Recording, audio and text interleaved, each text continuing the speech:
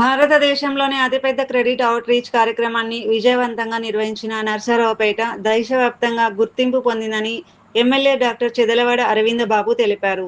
కార్యక్రమం విజయవంతం కావడంలో సహకరించిన ప్రతి ఒక్కరికి ఆయన కృతజ్ఞతలు తెలిపారు. నరసరావుపేట ఎమ్మెల్యే కార్యాలయంలో నిర్వహించిన విలేకరుల సమావేశంలో ఎమ్మెల్యే డాక్టర్ చెదలవాడ అరవింద్ బాబు మాట్లాడుతూ, జూలై 17న నిర్వహించిన క్రెడిట్ అవుట్‌రీచ్ కార్యక్రమంలో 1,03,000 మంది లబ్ధిదారులకు 3,216 కోట్ల రుణాలు మంజూరు చేసినట్లు తెలిపారు. రైతులు, మహిళలు, స్వయం ఉపాధి వర్గాలు, విద్యార్థులు, సూక్ష్మ, చిన్న, మధ్య తరహా పరిశ్రమలకు పెద్ద ఎత్తున రుణాలు అందించామని చెప్పారు. ఈ కార్యక్రమాన్ని రాష్ట్రంలోని అన్ని జిల్లాల్లో నిర్వహించాలని ముఖ్యమంత్రిని కోరినట్లు వెల్లడించారు. State bank of India regional manager Ravikumar మాట్లాడుతూ, పల్నాడు ఇక వెనుకబడిన జిల్లా కాదని అభివృద్ధిలో దేశానికి ఆదర్శంగా నిలుస్తోందన్నారు. ఎస్బీఐకి కేటాయించిన 600 కోట్ల లక్ష్యంలో ఇప్పటికే 570 కోట్ల రుణాలు మంజూరు చేశామని తెలిపారు. దివ్యాంగులు, ట్రాన్స్జెండర్లు, విద్యార్థులకు ప్రత్యేక రుణ సదుపాయాలు అందిస్తున్నట్లు వెల్లడించారు. నేను చాలా సంతోషపడ్డాను. వాస్తవంగా పల్నాడు జిల్లా ఎప్పుడు రెఫరెన్స్ తీసుకున్నా కూడా వెనుకబడిన జిల్లాగా లేదా ఎక్కువ అగ్రికల్చర్ ఉన్న జిల్లాగానే మనం అంతవరకు చూసాము. నిన్నటి రోజుని గౌరవ ముఖ్యమంత్రి గారు నారా చంద్రబాబు నాయుడు గారు, గౌరవ ఆర్థిక మంత్రి గారు నిర్మలా సీతారామన్ గారు ఇక్కడికి విచ్చేశారు. ఇక్కడ స్థానిక శాసనసభ్యుల వారు కూడా నన్ను మాట్లాడడం మీరు విన్నారు. ఈ యొక్క సందర్భంగా నేను మీకు కొత్త అడ్రస్ని సమకూర్చినటువంటి ప్రభుత్వానికి నేను కృతజ్ఞతలు చేస్తున్నాను. ఇప్పుడు పల్నాడు వెనుకబడిన జిల్లా కాకుండా పారిశ్రామికంగా అనేక మందికి దేశవ్యాప్తంగా మాదిరి చూపించిన జిల్లాగా మారినట్లుగా నేను ఇవాళ పేపర్లో చూశాను. నేను మొట్టమొదటిసారి అది చూసిన తర్వాత నాలో చాలా సంతోషం కలిగింది. మరి ముఖ్యంగా నిన్న రోజుని మనం చేసినటువంటి ఈ క్రెడిట్ అవుట్ రీచ్ ప్రోగ్రామ్ ఏదైతే ఉందో అందులో ఆయా బ్యాంక్స్ నుంచి చాలా మంది ముందుకు వచ్చారు. డబ్బులు వాళ్ళంతా సోర్స్ చేశారు, ఇచ్చారు, శాంక్షన్స్ అయినాయి, ప్రాసెస్ అవుతున్నాయి. భారతీయ స్టేట్ బ్యాంక్ గా మాకు కూడా 600 కోట్లు చేయాలి. అందులో 570 కోట్లు ఆల్రెడీ నిన్నటికి మనం కంప్లీట్ చేశాము.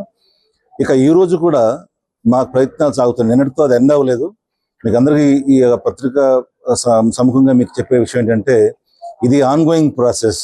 ఇది నిన్నటితో ముగిసిపోలేదు, ఇది నడుస్తూనే ఉంది. ఈరోజు వినుకొండలో ఆల్రెడీ ఈరోజు రేపు ఎల్లుండి 3 రోజులు వాళ్ళు కూడా క్రెడిట్ అవుట్ రీచ్ ప్రోగ్రామ్ అక్కడ పెట్టారు. మా సిబ్బంది అక్కడికి వెళ్ళారు. ముఖ్యంగా మనం ఇక్కడ నర్సరావుపేటలో మేజర్ ఆఫీస్ ఉంది కాబట్టి సో వీరందరూ ఈ యొక్క కార్యక్రమాన్ని ఉపయోగించుకోండి. ఇందులో నేను మీతో చెప్పాల్సిన విషయం ఏంటంటే పీడబ్ల్యూడి వాళ్ళు ఎవరైతే మనకి డిఫరెంట్లీ ఏబుల్డ్ పర్సన్స్ ఉన్నారో వాళ్ళకి ఉన్నటువంటి 156 మంది లిస్టు మన దగ్గర ఉంది. ఆ 156 మందికి 100% ఫైనాన్స్ చేస్తామని చెప్తున్నాను. ఎందుకంటే అందులో ఎవరికైనా ఒకరికి సిబిల్ పోయినా కూడా వాళ్ళ కుటుంబంలో ఇంకొకరిని ఆదుకోవడం ద్వారా కుటుంబాలను ఆదుకోవాలనే కాన్సెప్ట్తో 100% అది చేస్తున్నాం. అదేవిధంగా నిన్న ట్రాన్స్జెండర్స్ కూడా మనం అడ్రస్ చేసాం. భారతదేశంలో మొట్టమొదటిసారి పల్నాడు వేదికగా ట్రాన్స్జెండర్స్ కి మనం ఫైనాన్స్ 100 మందికి ₹1 కోటి ఫైనాన్స్ తో ముందుకు వచ్చాం. ఇది మొత్తం భారతదేశానికి ఒక మాదిరిగా ఉండబోతుంది. ఇక మనం ఆయా నియోజకవర్గాల్లో మనం చేపట్టినటువంటి కార్యక్రమాలతో పాటుగా మనం ఇక్కడ పారిశ్రామికంగా అగ్రికల్చర్ గా రెండు కలిపి అగ్రో ఇండస్ట్రీస్ ని డెవలప్ చేసే కార్యక్రమంలోనే ముందుకెళ్తున్నాం. దీన్ని మీరు అందరూ ఉపయోగించుకోండి. ఇంకా ముందుకు రండి. పిల్లలు చదువుకోవాల్సిన వాళ్ళు ఇప్పుడు ఎడ్యుకేషన్ స్టార్ట్ అయింది కాబట్టి ₹7,50,000 వరకు ఎటువంటి సెక్యూరిటీ లేకుండా లోన్ తీసుకొచ్చి మీ పిల్లలు చదివించే ఏర్పాట్లు చేయండి. మా సిబ్బంది అంతా మీకు సిద్ధంగా ఉంటారు. ఇక్కడ మేము కూడా అందుబాటులోనే ఉంటాం. ఇక ఈ అవకాశం మనకి ఇచ్చినటువంటి ఈ ప్రభుత్వానికి మరి ముఖ్యంగా అన్నగారు అరవింద్ బాబు గారికి నేను చాలా కృతజ్ఞతగా ఉంటాను. నిన్నటి మీటింగ్ లో కూడా వారు ప్రత్యేకించి స్టేట్ బ్యాంక్ కోసం ప్రస్తావించడం మేము చాలా సంతోషించాం. ఎందుకంటే నిన్నటి మీటింగ్ లో అత్యధికంగా రుణాలు ఇచ్చిన బ్యాంక్ గా కానీ అత్యధికంగా మనం కార్పొరేట్ సోషల్ రెస్పాన్సిబిలిటీ చేసిన బ్యాంక్ గా కానీ అక్కడ పెద్దగా మనకి కనిపించినప్పటికి కూడా అది వారు మాట్లాడడం ద్వారా భారతీయ స్టేట్ బ్యాంక్ కి ఒక ఉనికిని ఆయన ఇక్కడ ఇచ్చినట్టుగా నేను భావించాను. ఆయనకి నేను ఈ సభాముఖంగా థ్యాంక్స్ చెప్తున్నాను. Thank you. అది ఇంకా మనకి మనం సిఎస్ఆర్ యాక్టివిటీలు కూడా స్కూల్ ఒకటి చేసాం. నిన్న మనం ఏంజల్ ట్యాక్స్ పక్కన ఉన్న స్కూల్ ఒకటి మనం గవర్నమెంట్ కాన్వెంట్ గా డెవలప్ చేస్తున్నాం. ఇక పిల్లలు అక్కడ చదువుతారు. వాళ్ళు పెద్ద అయిన తర్వాత ఆర్టిఫిషియల్ ఇంటెలిజెన్స్ లో డెవలప్ అవ్వాలని చెప్పి ఇక A1 స్కిల్ సెంటర్ కూడా ఆర్టిఫిషియల్ ఇంటెలిజెన్స్ స్కిల్ సెంటర్ కూడా నర్సరావుపేటలో మనం చేయడం జరుగుతుంది. అదేవిధంగా ఇంకో 2 యాక్టివిటీస్ లో మనం ఫ్లోరైడ్ ప్రాబ్లమ్ ని అధిగమించడం కోసం కానీ మైక్రో ఫిల్టర్స్ ని 10 గ్రామాలకి ఇస్తున్నాం. అదేవిధంగా ఎవరైనా ఫ్లోరైడ్ తో ఎఫెక్ట్ అయిన వాళ్ళకి డయాలసిస్ సెంటర్ కూడా ఇచ్చాం. ఈ 4 కూడా నిన్న మనం ఇచ్చాం, బహుశా దాన్ని స్టేజ్ మీద ప్రస్తావించలేదు. మరి ఈ సందర్భంగా మీకు అందరికీ నేను తెలియజేసింది ఏంటంటే, అత్యధికమైనటువంటి సిఎస్ఆర్ యాక్టివిటీస్ భారతీయ స్టేట్ బ్యాంక్ ప్రతి భారతీయుడు గుండె చప్పుడుగా చేయడం జరిగింది. దాన్ని మీ అందరి ముందు ఇలా చెప్పడానికి ఇష్టపడుతున్నాను. మరి ముఖ్యంగా పాత్రికేయ మిత్రులకి ఇప్పుడే నన్ను అడిగారు, మీరు అందరూ, మీకు అందరికీ ఒకరోజు అందరికీ మీరు అన్ని వార్తలు రాస్తున్నారు, అందరినీ మీరు పైకి తీసుకొస్తున్నారు, మరి మీరు మిమ్మల్ని కూడా పైకి తీసుకొచ్చే బాధ్యత తీసుకోవాలని చెప్పి అన్నగారు అడగడంతో ఈ యొక్క కార్యక్రమాన్ని మీకు ఒకరోజు మేము కేటాయిస్తాము. ఆ ఒక్కరోజు మొత్తం పాత్రికేయులు ఎంతమంది అయితే ఉన్నారు, ప్రింట్ ఎలక్ట్రానిక్ మీడియా అందరికీ కూడా, వాట్సాప్ మీడియా, ఎవరైనా యూట్యూబ్ మీడియా, అందరూ కూడా మీరు కూడా ముందుకు రండి, మీ కుటుంబాలని. ఎందుకంటే నేను గట్టిగా నమ్ముతాను, ఇది ఉద్యోగం కాదు, జర్నలిజం అనేది జాబ్ కాదు, ఇది ఒక ప్రవృత్తి. మీరు స్వేచ్ఛగా వార్తలు రాయాలంటే మీకు కూడా మంచి మీకు ఉండాలని చెప్పే ఉద్దేశం మీద మీకు కూడా ఉపాధి కల్పించే మార్గంలో భారతీయ స్టేట్ బ్యాంక్ ముందుంటుంది. మీరు కూడా ఒక రోజు వస్తారు, ఒకరోజు మీకు కూడా 2 రోజులు మీకు కూడా కేటాయిస్తాం, ప్రత్యేకించి పాత్రికేయుల కోసం. ఈ యొక్క అవకాశం ఇచ్చినటువంటి మరి అన్నగారు అరవింద్ బాబు గారికి, మీ అందరూ పాత్రికేయ మిత్రులందరికీ కూడా భారతీయ స్టేట్ బ్యాంక్ తరఫున థ్యాంక్స్ చెప్తున్నాను. Thank you very much. నిన్న జరిగిన క్రెడిట్ అవుట్రీచ్మెంట్ ప్రోగ్రామ్ లో భారీగా పేద ప్రజలందరూ కూడా, రైతులకి, ప్రజలకి, చిరు వ్యాపారస్తులకి, విద్యార్థులకి అందరికి కూడా మరి రుణమేళా జరగడం జరిగింది. ఇటువంటి కార్యక్రమంలో 3,216 కోట్ల రూపాయలని నిధులు మంజూరు చేయడం జరిగింది. అందరికి కూడా దాదాపు 1,03,000 మందికి ఈ 3,216 కోట్ల రూపాయలని రుణాలు మంజూరు చేయడం జరిగింది. వీటిలో ఎక్కువ భాగం వ్యవసాయదారులకు ఇవ్వడం జరిగింది. వ్యవసాయం చేసుకోవడానికి వ్యవసాయ రుణాలు దాదాపు 1,255 కోట్ల రూపాయలు ఇవ్వడం జరిగింది. అదేవిధంగా పంట రుణాలకు కూడా, పంట రుణాలు అంటే క్రాప్ ఇన్సూరెన్స్ కూడా దాంట్లో ఉంటుంది అనమాట, దాదాపు 683 కోట్ల రూపాయలు వాళ్ళకి నిధులు మంజూరు చేయడం జరిగింది. అదేవిధంగా దాదాపు 32,000 మంది రైతులకి మళ్ళీ పంట రుణాలు ఇవ్వడం జరిగింది, అదే 683 కోట్ల రూపాయలు. 2,400 మందికి ఎంఎస్సి రుణాల ద్వారా 256 కోట్ల రూపాయలని నిధులు మంజూరు చేయడం జరిగింది. అదేవిధంగా పిఎం విశ్వకర్మ కానీ, గృహ రుణాలు, అదేవిధంగా సూర్య గారి వీటన్నిటి మీద దాదాపు 17 కోట్లు, 96 కోట్లు, గృహ రుణాలకైతే 96 కోట్ల రూపాయలు నిధులు మంజూరు చేయడం జరిగింది. ఈ విధంగా ప్రతి కార్యక్రమంలో దాదాపు 11,000 మందికి రిటైల్ రుణాలు, అంటే ఎవరైనా చిన్న చిన్న వ్యాపారస్తులు కానీ వాళ్ళందరూ కూడా, తోపుడు బళ్ళు, వీళ్ళందరికీ కూడా 272 కోట్ల రూపాయలు నిధులు మంజూరు చేయడం జరిగింది. ఇవన్నీ కూడా state bank of India, union bank, Canara bank, HDFC bank, ఈ విధంగా అన్ని నేషనల్ బ్యాంక్ ద్వారా మరి నరేంద్ర మోడీ గారి ఆశీస్సులతోటి, మరి కేంద్ర ఆర్థిక శాఖ మంత్రి శ్రీమతి నిర్మలా సీతారామన్ గారి ఆధ్వర్యంలో ఈ కార్యక్రమాన్ని అమలు చేయడం జరిగింది. అదేవిధంగా మన ఇన్ఛార్జ్ మినిస్టర్ గొట్టిపాటి రవికుమార్ గారు, అదేవిధంగా మన డైనమిక్ ఎంపీ శ్రీకృష్ణ దేవరాయలు గారు ఈ కార్యక్రమాన్ని దగ్గరుండి భుజాన్ని వేసుకొని కర్త కర్మ క్రియ ఆయనేలాగా ఈ కార్యక్రమాన్ని అమలు చేయడం జరిగింది. అదేవిధంగా ప్రజలందరూ కూడా టీడీపీ, జనసేన, బీజేపీ ఆధ్వర్యంలో దాదాపు 40,000 మంది లబ్ధిదారులు రావటం జరిగింది. అంటే ఇంత గొప్ప రుణమేళా కార్యక్రమాన్ని ఎప్పుడు కూడా నిర్వహించలేదు.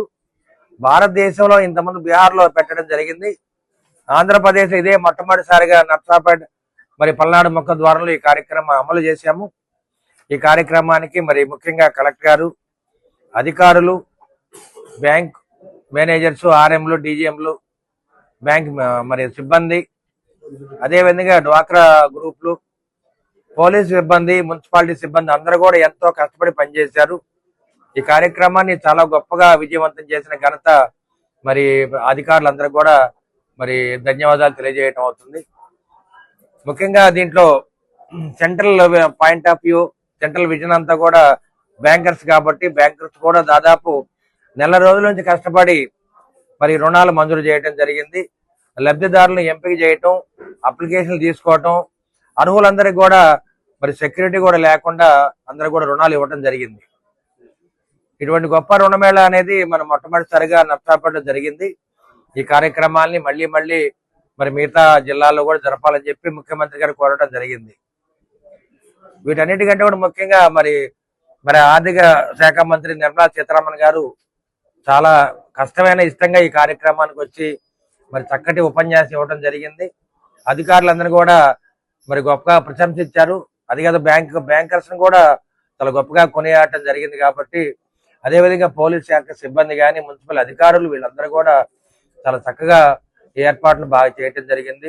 ఇటువంటి కార్యక్రమం ఇంత ఘనంగా చేయటం అనేది మరి ఎప్పుడు కూడా కనీవిని ఎరగని రీతిలో ఈ కార్యక్రమాన్ని అమలు చేశాము.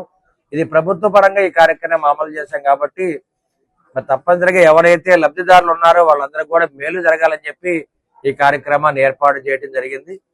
ముఖ్యంగా స్టేట్ బ్యాంక్ ఆఫ్ ఇండియా మరి వాళ్ళ మేనేజర్లు కానీ ఆర్ఎం గారి వీళ్ళందరూ కూడా మన పార్టీ ఆఫీసులను కూర్చొని అప్లికేషన్లు తీసుకున్నారు.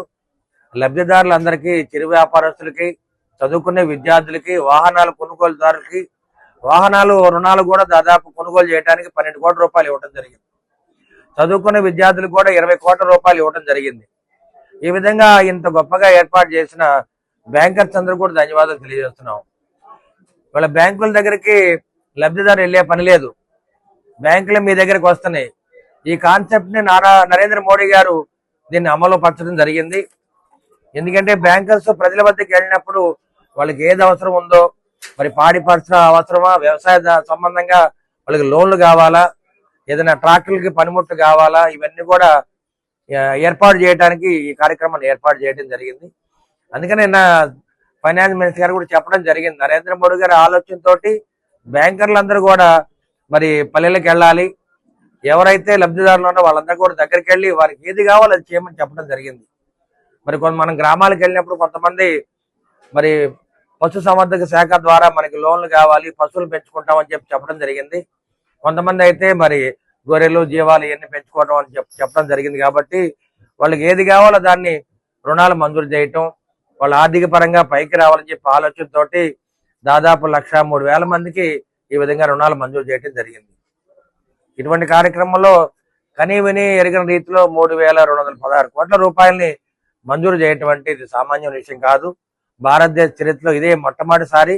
మరి ఈ కార్యక్రమాన్ని గొప్పగా విజయవంతం చేసిన అధికారులకి, మరి సెంట్రల్ మినిస్టర్ గారికి, అదేవిధంగా సీఎం గారికి, బ్యాంకర్స్ అందరికి కూడా ధన్యవాదాలు తెలియజేస్తూ, ముఖ్యంగా దాదాపు 20 రోజుల నుంచి కూడా మీడియా సోదరులందరూ కూడా మరి దీన్ని మీడియాలో తీసుకురావటం, ప్రజల దగ్గరికి తీసుకెళ్లటం, మరి ఇంత ఘనంగా విజయవంతం చేసిన పార్టీ కార్యకర్తలు, నాయకులు, ఉమ్మడి కుటుంబ నాయకులు, కార్యకర్తలు, ముఖ్యంగా నిన్నైతే తెలుగుదేశం పార్టీ నాయకులు, జనసేన జిల్లా రాష్ట్ర నాయకులు, బీజేపీ జిల్లా రాష్ట్ర నాయకులు అందరూ కూడా ఈ కార్యక్రమంలోకి ఇచ్చేశారు. కాబట్టి అందరూ కూడా కలిసికట్టుగా ఈ కార్యక్రమాన్ని మరి ఉమ్మడి కుటుంబ నాయకులు దీన్ని ఘనంగా చేయడం జరిగింది.